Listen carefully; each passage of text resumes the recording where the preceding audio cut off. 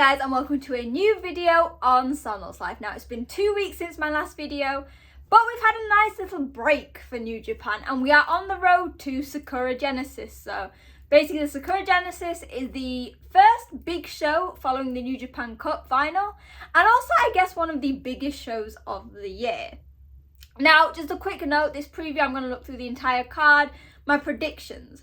However, normally I get really excited and the show is on the Saturday, so I would have a review video literally straight after. Just a pre-warning, so I am actually away this weekend, which means that I will sadly not be watching the show until I get back on Monday. However, this preview, hopefully it quenches your thirst of my own thoughts, and then when I get back I will probably do a quick video touching upon that. That's just a little warning, because in case you decide to subscribe, which you should, or you follow me on social media at wrestling_chat, I will be quiet that morning. So yeah, don't worry, I'm still here with a preview. You will hear my thoughts when I get back, but we are just going to focus on what we can expect. So let's get going. Now, normally I don't talk about what we might get from the Frontier match, which is basically what New Japan have been doing, introducing different wrestlers from different companies. It's not normally televised, but it's very good to see the different talent. And this time we have got Bolton Oleg, Toru Yano and Tomohiro Ishii facing Takura Nikki, Chicharito Shoki, and the one that I'm very excited, Ayato Yoshida. Now, for anyone who doesn't know or knows, years ago when Shota, Narito and them were still very young lions, Yoshida basically came, he was in 2AW, I think that was the name then, I can't remember if it's the name now, but he was under Taka Michinoku's old promotion, Kaientai. He used to be in the Kaientai, right, but then he got changed to 2AW. He was a phenomenal wrestler. I always had really high hopes for him being in New Japan, but he is succeeding in his own company, so it'll be nice for people to see him again. And yeah, I'm really excited because maybe this link shows that we might be seeing more and more names from different companies appearing. We've obviously already seen a big announcement that there will be a joint show with 3 companies, New Japan, Noah and DDT. So this Frontier Zone sort of cements that New Japan are really going down this route of Japanese wrestling is for everyone. We're going to share it. We're going to share our resources. So I really like that. We then go out to the main card. So we start off with Ryusuke Taguchi and El Desperado facing Kosei Fujita and Zack Sabre Jr. I don't think there's really a point of this match in terms of like any title implications, but you have to remember that we are very close, like a month away from the start of the Best of Super Junior, which is obviously the big junior tournament, and 2 main players in that will be former IWGP Junior Champion El Desperado and also Kosei Fujita. Now, Fujita is very interesting in the sense that his excursion, similar with Oiwa, has been very different from the past. In the past, you'd send off your young lion on excursion and you won't see them until they return. Kosei Fujita got taken under TMDK's wing, which is again crazy because I've never seen a young lion in a faction. He is not only traveling the world doing different promotions, but he is also coming back to New Japan every few tours, every few shows to team with the members of TMDK, which is always good, and he's learning under the tutelage, I do like that word, tutelage, of Zack Sabre Jr. I think this might be a shocker. I think we might see Fujita get the win. And remember, he probably will pin Taguchi. And remember, Taguchi will also most likely be in the Best of Super Junior because he may still be in his 40s, but the funky weapon can still go. We then have another match, which again is very interesting. I cannot see the implications of this, but it's again nice matchup. We have Los Ingobernables de Japon's Bushi and Hiromu Takahashi facing Gedo and David Finlay, so Bullet Club War Dogs. It's a very odd combination because you've got 2 juniors on one side, then a heavyweight former champion in Finlay, and then Gedo. I think I see Gedo getting pinned. Again, it might be a way to hype up Bushi and Hiromu for the Best of Super Junior, but it's nice that New Japan sometimes throw in these random matches that you wouldn't really expect. Bearing in mind that I think by the time this video has gone out, New Japan have had their 3rd of April show, and we will have seen a preview of the main event match, which includes an LIJ versus LIJ matchup. So it'll be a nice break, and it'll be nice to see Hiromu and Bushi going against the heavyweight in Finlay. We then have the 3rd match. So it is again another tag match. I'm trying to see the implications here, but not yet.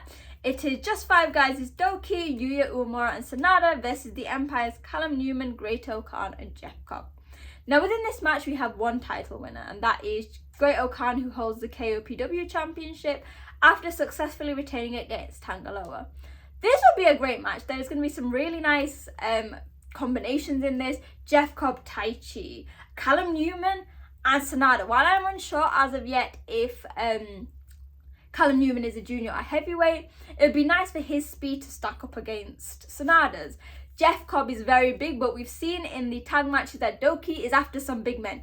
He started with Tomohiro Ishii, and I can imagine that he will want to place his bets against Jeff Cobb as well. Actually, Doki probably won't get pinned in this. I think it might be Callum Newman, probably pinned by Sanada or Tai. Oh, it's actually not Taichi. It's Yuya Uemura, sorry. I got ahead of myself because you know I love Taichi. I think that Yuya Uemura will be trying to pin somebody here because obviously after losing his hair, he's seeing Tsuji, who will be main eventing this. He has said multiple times that he wants to get back on the ladder, back on the sprung to get to the top of the company. And a win over the Empire will be a great way to do that. And then now we get on to the title matches for this show. Now, I've said in the past that when it comes to title matches in New Japan, it's good to be quite traditional. One-on-one, one team on one team, aside from when it comes to two things, the junior division and the tag division. And this is the perfect example of combining both, because we have, for the IWGP Junior Tag Champions, a three-way. So we have champions, so that's the War Dogs, Clark Connors and Drilla Maloney, facing Catch 22, Francesco Akira and TJP, and the returning Time Splitters, I think I've said the names wrong, but it's Kevin Knight and Kushida. This is going to be a match full of so many different things. We have veteran wrestlers in TJP and Kushida. We have the rising stars in Kevin Knight and Akira, and then we've got the guys who've been wrestling for a few years but are slowly making their marks, and that is with Drilla Maloney and Clark Connors. This match is definitely going to be unpredictable.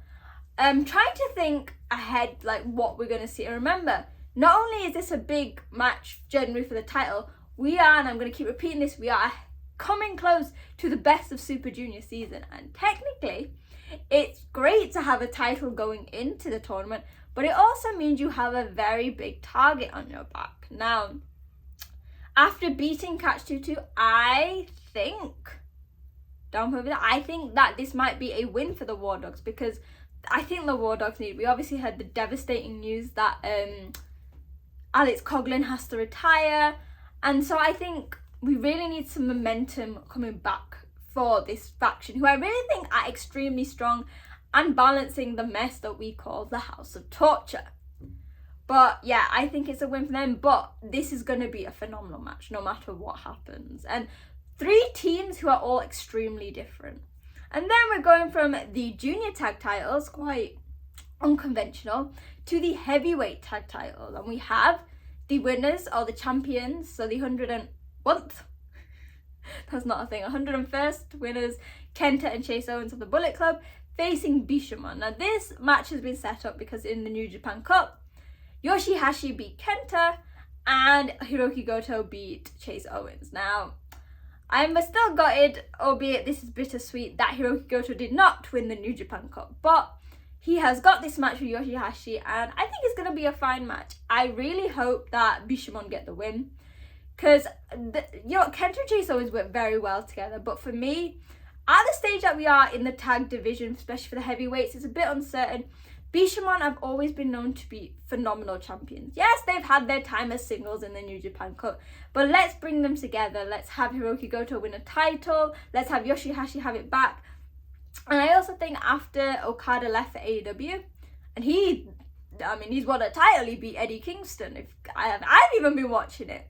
But I think for Chaos to now not to get back to where they were, but to cement that they are going to be fine without Okada, they need titles. And maybe this can be reminiscent of 2018, where basically Chaos was dripping with gold. And another link to Chaos and their desire to want to do well, because it links with an interview for this challenger. It is for the IWGP Junior Heavyweight Championship, and it is the winner and the champion Show, who obviously beat El Desperado with a count out at the New Beginning show in Osaka, I believe, facing his former best friend and now enemy and maybe lover, depending how you want to count it, Yo. Yeah, we have a title match with two Roppongi 3K members. And as you can see, I am sporting my Roppongi 3K top, because in an interview, Yo said that he wants to win this junior title. Oddly enough, and I've not actually seen the original, this is just coming from a translation I've seen. Yo says he wants to put Chaos back on the map so it can be a safe place if Okada or Shinsuke Nakamura come back. Obviously, Shinsuke Nakamura being the OG leader of Chaos. Now, I know people have said we've seen this time and time again. Is it going to be another Evil Sanada? This is a very different Show and Yo to what we've seen in the past. Show has fully embraced this manic craziness. Now, albeit he's a member of House of Torture, for some reason, and I will say this again and again, his cheating doesn't irk me as much as the others, because I feel like this is who Show is. He's unhinged. He's to an extent delusional, where he thinks that Yo is dirtying his title. But then we have Yo, who, for all intents and purposes, has always been a little kooky and was always a more unconventional member of Roppongi 3K. But he has this also newfound unhingedness. He is not caring what he's doing. He is being funny, hilarious, as shown by the fact that his whole gimmick at the moment is that he did what House of Torture and he stole Show's belt. And it's also a psychological warfare. If anyone noticed in one of the backstage comments, there was a moment where Show went to find his belt in his bag and pulled out a gold Roppongi 3K jacket, the one he used to wear as the Shock Arrow. Now, does this mean that Yo is trying to bring out the champion in Show? Is he trying to bring out the old Show that we used to know, not this cheating gimmick guy? Now, in terms of the winner, I'd love to tell you Yo is going to win, and I think it'd be great for Yo. It's the wrong time, because again, I am bringing in the best of Super Junior. Yo has done phenomenal in the past few years. Really, I have been on the cusp of like, he is going to win this. But my worry is going into the tournament. Not only will he have to face the winner of the tournament at Dominion, but he will, whoever he loses to, have a list of competitors to face him.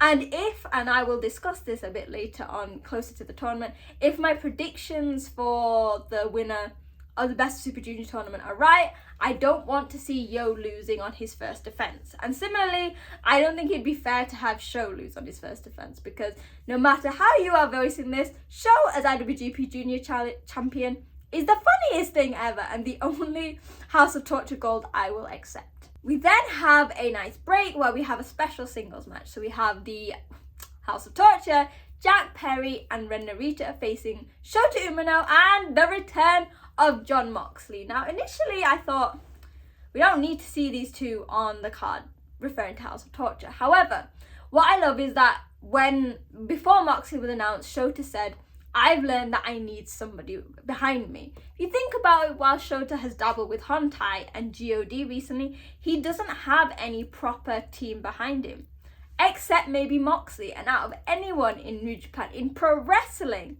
Jon Moxley is the person that I believe will not take the House of Torture shit. He will say to Shota, he might even slap Shota for motivation, how have you been letting these guys basically ruin your time in New Japan, ruin your return and your journey to the top of the company? So let's beat the shit out of them. Again, Moxley won't get pinned. I see Shota pinning maybe Ren Narita. Ren Narita maybe doesn't have as much input in this, because obviously at the next US show is going to be Shota versus Perry. So I think we might have something there. It's going to be a good match. Again, compared to the rest of House of Torture, I have not got that much of a disdain for Jack Perry yet. And again, I feel like Narita is at the back of this match, so it doesn't really matter.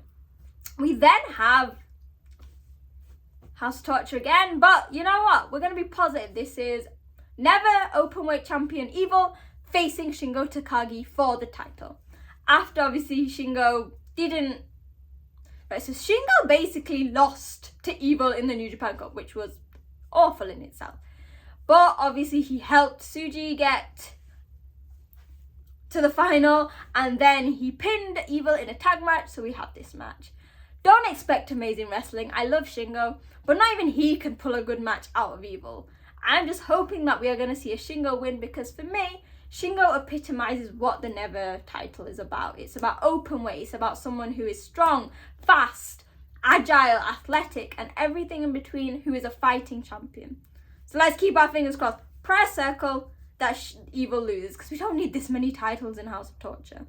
We then end with the main event for the IWGP World Heavyweight Champion, and we have Los Ingobernables de Japón versus Los Ingobernables de Japón, as we see Yota Tsuji, the winner of the New Japan Cup after he beat Hiroki Goto in an amazing main event, facing Los Ingobernables de Japón's leader Tetsuya Naito, who obviously beat Sanada for the title at Wrestle Kingdom and is now on his second defense. Going into this card, this match is the one that I am most unsure about, this main event. I've never been so confused and conflicted with what I wanted than this. Tetsuya Naito, when he won the title at Wrestle Kingdom, he basically pointed out he doesn't really care for the title. He just wanted his Wrestle Kingdom moment. But that doesn't mean that he's not going to put 100% into this belt. Tsuji, on the other hand, he believes he is the future. He is the person to guide New Japan into the new start. He is the leader of the new generation of New Japan. And for that, he needs to win the title. But it just so happened that the person holding the title not only is, I guess, the de facto leader of Los Ingobernables de Japón, but the man that he faced on his match before going on excursion. There is like everything in New Japan has a story. And I feel like this is the culmination of everything that has gone on in both Naito and Tsuji's career. There is no doubt this is going to be a phenomenal match. It is going to be high flying, because Tsuji, for his strength and size, is extremely agile. So is Naito. It's going to be unpredictable. It's going to be fast. It's going to be energetic. And it's going to have the crowd split, because yes, Tetsuya Naito is the crowd favourite. Like, he could do no wrong.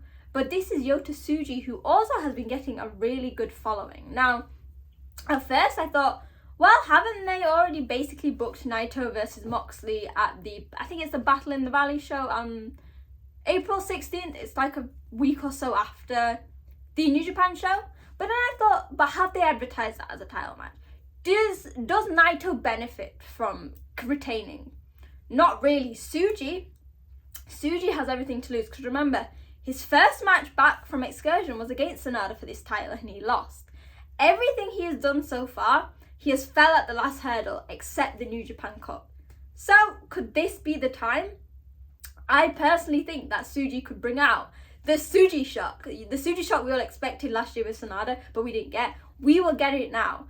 And while I don't think that it will lead to any massive internal conflict within Los Ingobernables de Japón, as they've never really been as hierarchical as people expect, I think it's great to change dynamic. Naito can maybe take a back seat. Tsuji can not only cement himself as the top of the company, but someone who New Japan can rely on. Because he has, maybe aside from what you might think of his match with Uemura, has been putting on constantly good matches as a singles guy, as a tag guy, and in multi-man matches. And I think Tsuji could be what New Japan needs. Because again, like I said, nothing is wrong with New Japan. But if we're going to start going to the future, we need a new champion who is that face. And Tsuji has the age, he has the maturity to be that guy. So, I mean, I wouldn't mind either way, but I really think Tsuji is going to win this. So yeah, it's a very stacked card with huge wrestlers, huge matches from start to end. There are going to be title implications. Again, I'm going to repeat it. Best of Super Junior is coming up, so there's going to be big storylines going forward. We have the New Japan Strong show in Battle in the Valley. If it's wrong, I'm sorry. I lose track of these names. But it was going to be a very interesting show. So let me know your thoughts. Let me know in the comments. What matches are you looking forward to? Give me your predictions. And how do you think this show is going to mould the future of New Japan?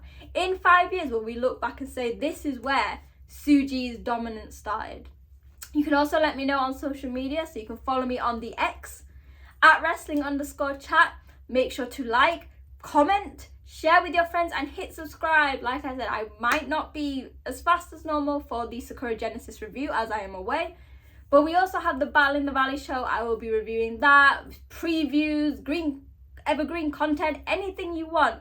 And as you help me grow, hopefully I can start giving you more and more content. So yeah, hopefully you guys enjoy the video. Hopefully you'll all enjoy the show, and I will see you guys soon. Bye!